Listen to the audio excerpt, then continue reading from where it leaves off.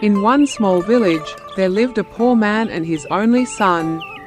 The boy was suffering from blood cancer. He was the father's only hope and greatest joy. When the doctors said the treatment would be very expensive, the father did not hesitate. To save his son, he sold his small piece of land, his cattle, and even their tiny house. When that was not enough, he borrowed money from others. He worked day and night without rest. In the mornings, he labored in the fields.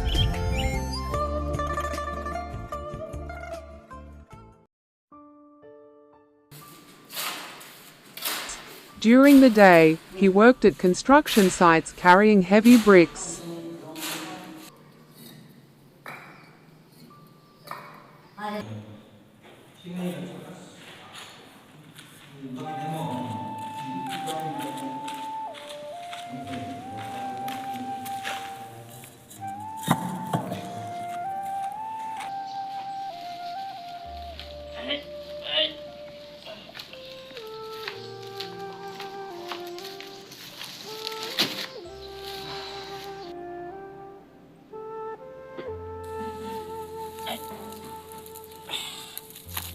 In the evenings, he chopped wood and did any small job he could find, just to pay the hospital bills. His body became weak, his hands rough, and his eyes tired, but his love never grew weak. One day, while he was chopping wood in the village, his phone rang. It was the doctor from the hospital. "Please come immediately," the doctor said. Without thinking, the father dropped his axe and ran. All he could think about was his son. A father may not always speak much, but his sacrifices speak louder than words.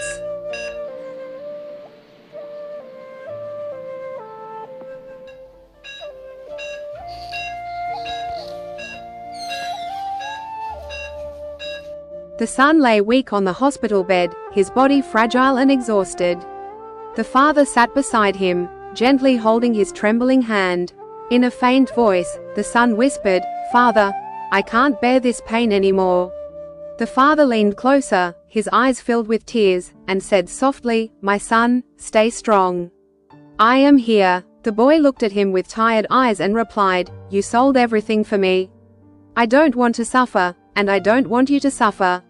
The father's voice broke as he answered, "Your life is worth more than everything I owned." At that moment, there was a gentle knock on the door. The doctor stepped inside and checked the boy's condition.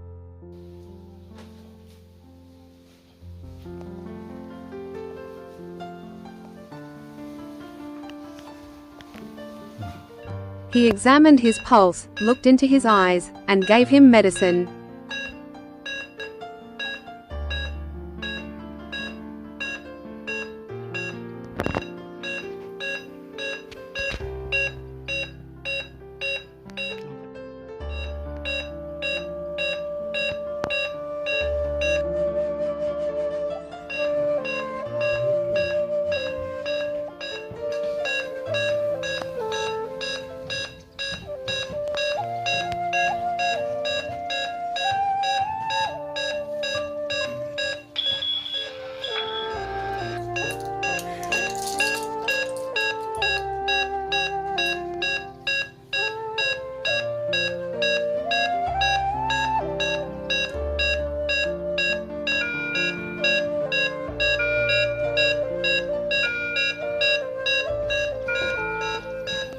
He noticed that there was no improvement and that his condition was getting worse.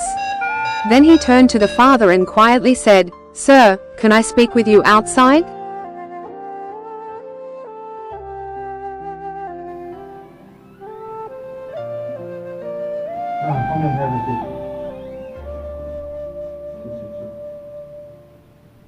The doctor spoke gently, his voice heavy with sorrow. He explained that they had tried all possible treatments, but the cancer had spread beyond control. It was now medically impossible to cure his son. He gently added that it was no longer about money, but about reality. The boy was in constant pain, and the medical team could only try to reduce his suffering. When asked how long this suffering might continue, the doctor answered honestly that they did not know. It could be weeks, or perhaps months. After a moment of silence, and out of deep pity for both father and son, he cautiously introduced the idea of euthanasia, also known as mercy killing, explaining that some people believe it is an act of compassion in cases of terminal illness, a way to peacefully end unbearable pain and spare both the patient and the family from prolonged agony. He spoke politely and carefully, knowing how sensitive and painful such words were. The father stood trembling as he listened. His voice shook as he pleaded that there must be something more he could do, that he would work harder, sell anything, sacrifice everything if only his son could live. Shocked and struggling to understand, he whispered in disbelief, asking if the doctor was suggesting ending his son's life. Overwhelmed by grief and confusion, he slowly walked away, his heart heavy and his mind torn between love and despair. In this painful situation, a father faced the greatest dilemma of his life, whether to allow euthanasia to end his son's suffering or to continue trusting God until the end. Broken and helpless, overwhelmed by grief and confusion, he almost chose to end his child's pain. But before making such a decision, he went to his church pastor seeking guidance and counsel. A heartbroken father confessed that he could no longer bear to see his son suffering. With no money left and no medical cure available, he was considering ending his child's life peacefully. The pastor gently acknowledged his pain but reminded him of scripture, saying that according to 1 Samuel chapter 2 verse 6, the Lord brings death and makes alive, and that life is in God's hands alone. Though the father weakly insisted that his son was suffering greatly, the pastor explained that even suffering has a purpose in God's plan, recalling Job's words in Job chapter 1 verse 21. The Lord gave and the Lord has taken away. He emphasized that ending a life is not a human decision, rather, their duty is to love, care, and trust God until the last breath. When the father argued that euthanasia was an act of mercy, the pastor clarified that true mercy means caring and supporting, not killing, reminding him of Exodus chapter 20 verse 13, "You shall not murder." Overcome with tears, the father asked for prayer, realizing he was close to making a wrong decision, and the pastor prayed with him, encouraging him to trust God for strength. 1.5 months later, the boy's condition grew steadily weaker, though his pain was carefully managed and his father remained constantly by his side. Through prayers, tears, and unwavering love, they waited, not for death, but for God's will to be fulfilled.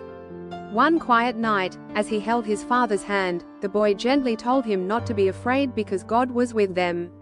With deep emotion, the father assured his son that they trusted the Lord.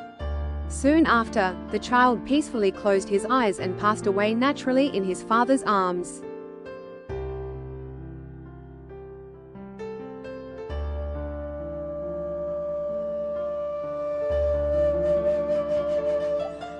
One year later, on his son's death anniversary,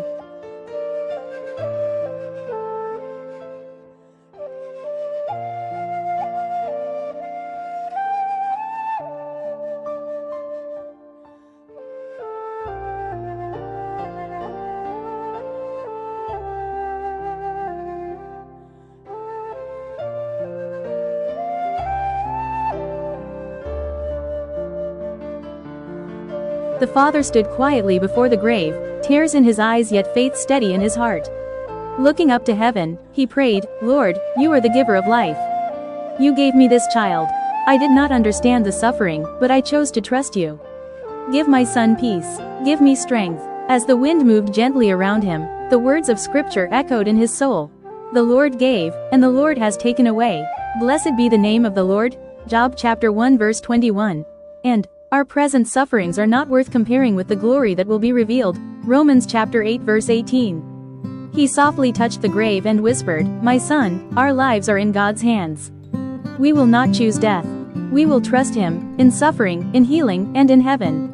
Life is sacred because it comes from God. Sometimes healing comes on earth. Sometimes healing comes in eternity. But faith never chooses death. It trusts the giver of life."